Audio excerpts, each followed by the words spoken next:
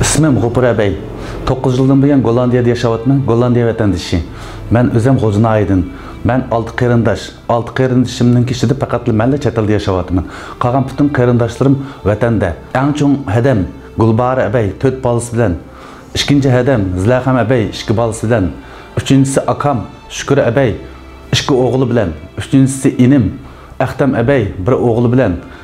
To'rtinchi inim Shakir abay 2 balası bilen 2017 10. ayda akam Shukr abayni tarbiyalash lagerga ketgan betcha tanishgancha hech qanday bir xabarni olamadim. Akam Shukr abay 1973 yil 10. ayda G'oljinoy Baytqoy ko'z 8-kent 1-gruppa 138 nomerda tug'ilgan. Akam to'liqsiz o'rta maktab madaniyat saviyasiga ega.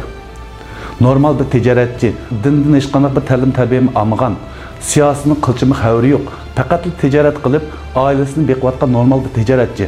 Akam 20 yildan buyon Shixan shahrida Taylar bilan birga tijorat qilib, oilasini qamdayotgan bir tijoratchi. Shundaqla Shixanni to'qib, Shixanni o'tiraqlashgan. Men yuqorqi tuqqan qarindoshlarim va ota-onam bilan 2017 yil 11 oydan boshlab mushukamcha hech qanday bir aloqam yo'q. Ularning hayotimi, o'ldimi, lagerdimi, turmudimi hech qanday bir xabarim yo'q. Bultur 2017 yılının ahırda akamның qiynanысы bu dard alam azoblar tufaylidan o'lib ketdi. 2018 yil 7 ayning ahırda meni bu dunyoga olib kelgan rahmatli dadam Abay Mahbir bu azoblar tufaylidan yurak kesili qo'zg'alib o'lib ketdi. Ammo men dadam o'lib ketgan bo'lsa-mu, oxirgi paytda telefon aloqamni bo'lmay, onamga va qarindoshlarimga ishqiy bir tasallim beramadim.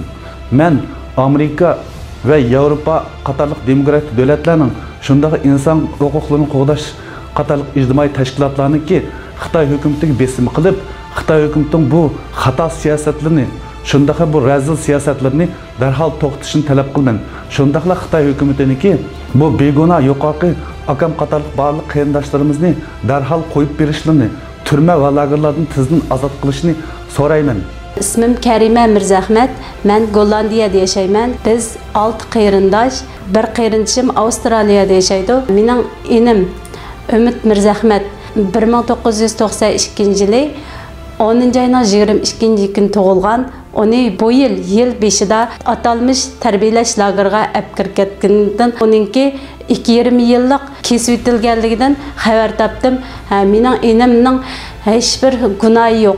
Tag'am Rahmancan Osman oğlu Baxtiyar Rahmancan, küçük oğlu Tahir Rahmancan, bularning atalmış tarbiyalash jazo lagerlaridan xabar topdim. Ondan boshqa urug' tuqqanlarimdan hech qanday xabar olmadim. Men Xitoy hukumatiningki qarindishimni tezdan qo'yib etishni, ondan boshqa urug' tuqqanlarimni tezdan qo'yib berishni so'rayman. Shundaqla barliq davlatlarningki bizning ovozimizni tuyib, xalqaro jamiyatning Xitoyga besim qilishni umid qilaman.